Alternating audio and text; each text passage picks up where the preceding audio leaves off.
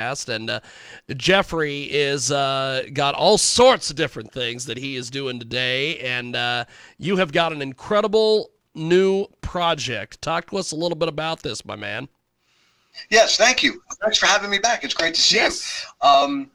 During COVID, I wrote the first of a book in a new series that I intended, and I felt like what we were all stuck in our houses, so I wanted more of a globe-trotting adventure, and so I wrote The Handler about a terrorist, and took everywhere from Afghanistan to Pakistan to Paris, all around the country and so forth. And it was a lot of fun, and it was well received.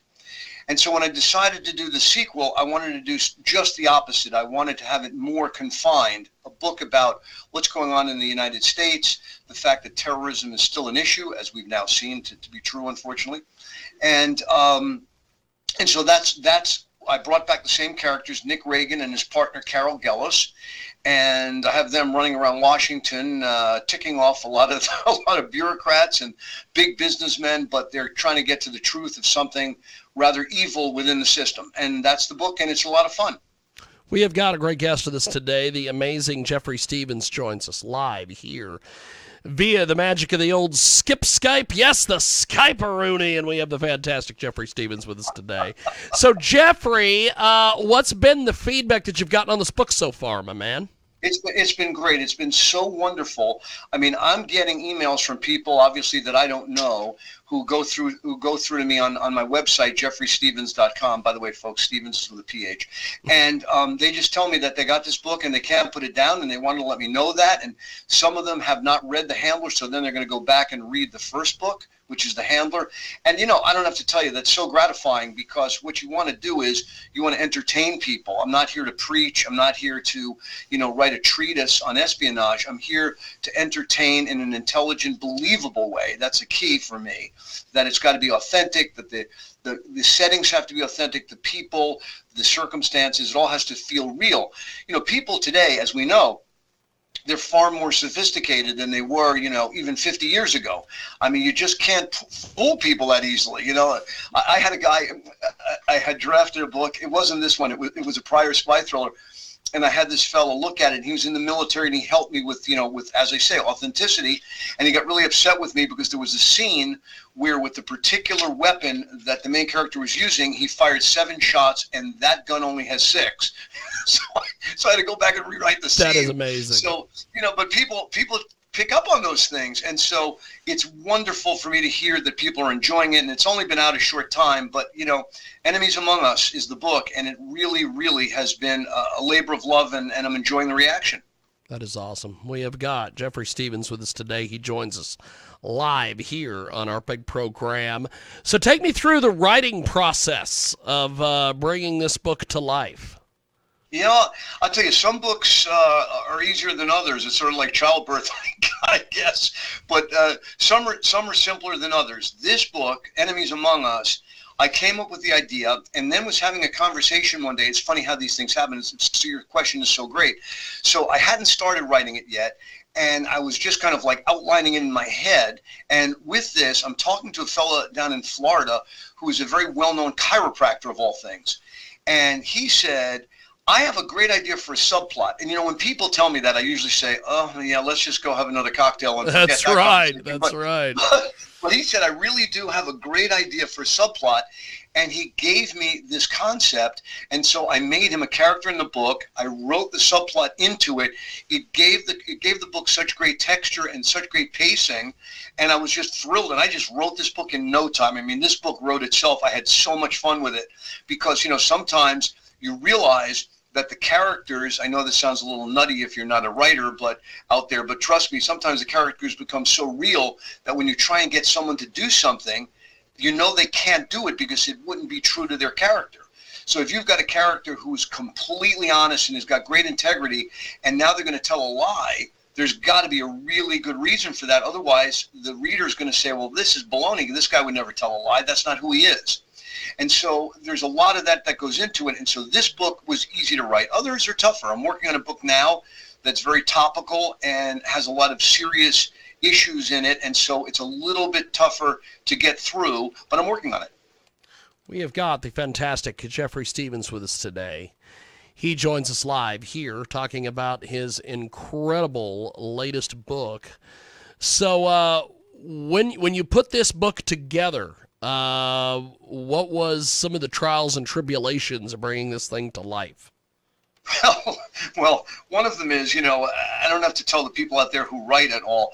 Publishing is a tough business. I mean, I've been a lawyer for a long time. I'm now basically semi-retired, so I can spend more time writing. But law is nothing. The courtroom is nothing compared to the publishing business. The publishing business is like WWE. I mean, you're wrestling all the time because first you've got to find your publisher and your editor, and then you've got to find a publicist, and then you've got to try and get the book in the bookstores. And of course, all the big names are out there. And listen, I admire these guys, but and these women, but whether it's Ken Follett or James Patterson or Daniel Silva or whomever, Brad Thor, and now you're trying to bring your book out, and they say, well, we don't have shelf space for you, and so you just who was it? I guess it was in Tennessee Williams' play, right, where she said, "We rely upon the kindness of strangers." And so I go out there and I try and market, and my PR people try and market, and that's really, really the tough part because I love the writing part of it, and I like to meet people. The in-between stuff is really a headache. The innumerable emails and PR stuff and the press releases you have to send out and all of that, just in the hope that people will say, okay, maybe I'll give this book a try. It's interesting because books, and I've discussed this with people before, books are the one art form where the receiver of that art actually has to work. Because if you listen to music, all you have to do there is sit and listen. If you go to see a play, you watch it. If you see a movie, you watch it. If you go to see artwork, you look at it. But when you get a book, you've got to either sit down and read it or nowadays listen to it on Audible, but you've got to put time in. And so it's not so much the $25 in buying a new novel that's the issue for a lot of people. They say, am I really going to put time in on this? Right? I mean, that's a big commitment that I'm asking people to make. And so to those of you out there listening, trust me, it's time well spent. That's awesome. You'll enjoy Enemies Among Us. That is awesome. We have got a fabulous guest with us today. The best-selling author Jeffrey Stevens is with us. Enemies Among Us is the latest from him. And he joins us today here on iHeartRadio, also AMFM247.com, TuneIn, iTunes. And the fabulous Jeffrey Stevens joins us today via the magic of the old Skype, as Johnny would say. I don't think Johnny ever talked about Skype, but who knows? The heralded spy thriller speculates on an actual enemies among us. So who are these enemies among us, my man?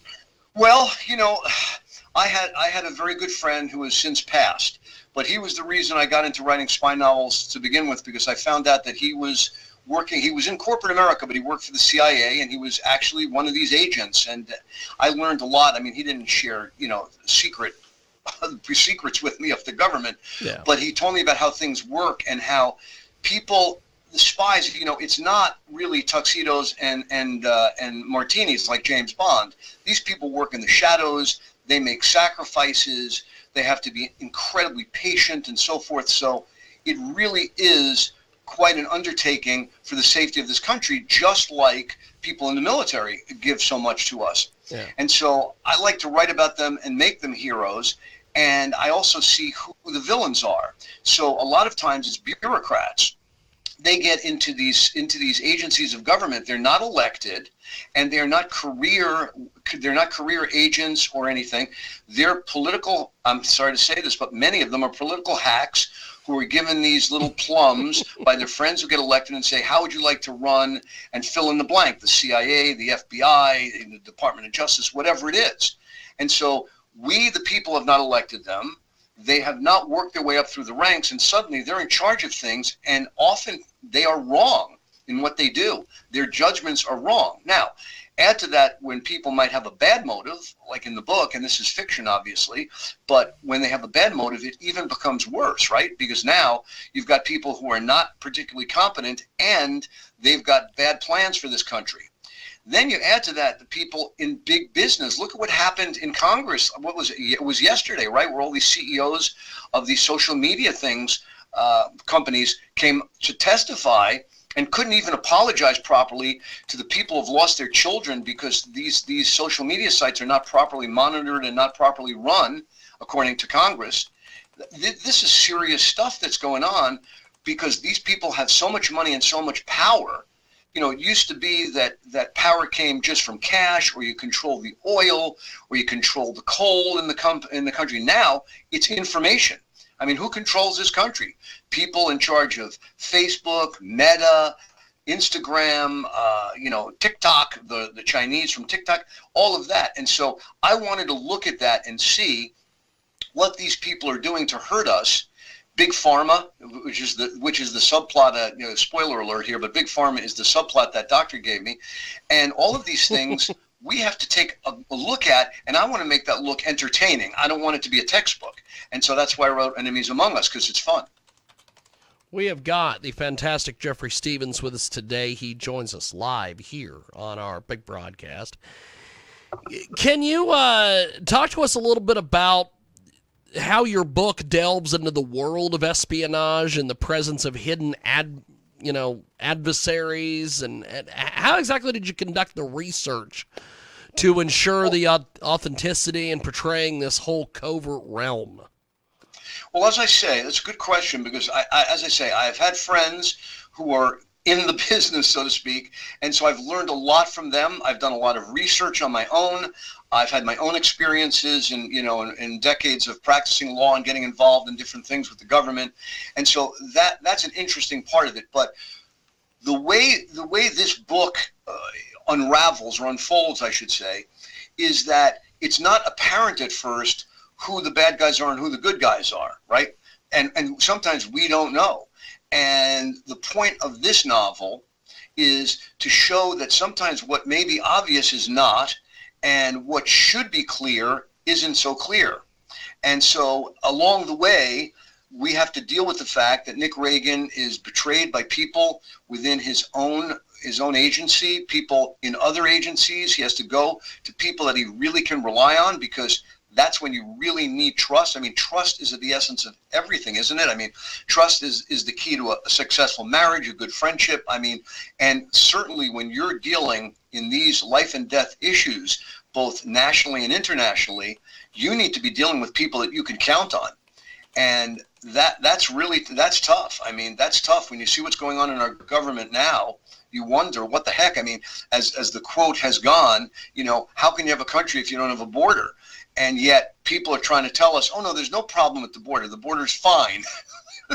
It's just that 6 million or whatever it is, illegals walk through. I mean, for me to get on an airplane, I have to have a special driver's license now. I have to go through a search. I have to go through metal detectors. These people just walked into the country. We don't know who they are. Do they have disease? Are they criminals? Do they have ill intent towards Americans? Who knows? Me, I have to go through all this stuff just to get on a plane, just to go to a concert, just to go to a football game. I have to go through a metal detector, for God's sake. Something's wrong. We have got the amazing Jeffrey Stevens with us today. Enemies Among Us is the latest from him, and he joins us today here on our big program via the magic of the old Skypa, the old Skype-a-rooney. And the protagonist in your novel faces numerous challenges in uncovering the enemies among us. Can you discuss what the character development process and the traits that you believe are essential for compelling and designing a spy thriller protagonist? Yes. Another good question. Nick Reagan, for me, is a real good character because he is not perfect. You don't want somebody where the bullets are going to bounce off them, where they never get a scratch, where they never make a mistake. So Nick Reagan is very real. He's very human. His partner, Carol Gellos, is the same. They work well together. I'm happy to say that in the two books, we haven't gone the obvious route where, oh my gosh, at some point, because he's a man and she's a woman, they're going to fall in bed together. Not at all. They're both totally professional. They're both totally dedicated to their jobs and to each other as partners. And I think that's a lot of fun for people where you don't go the obvious route, But in terms of the development and how they get into this, it's all about character. It's all about who they are as people. It's all about what they're willing to risk. And the key to these stories, and not just mine, but anybody's stories, whether it's Daniel Silva or Greg Hurwitz or any of these other terrific writers, the point is this: there's got to be something at stake.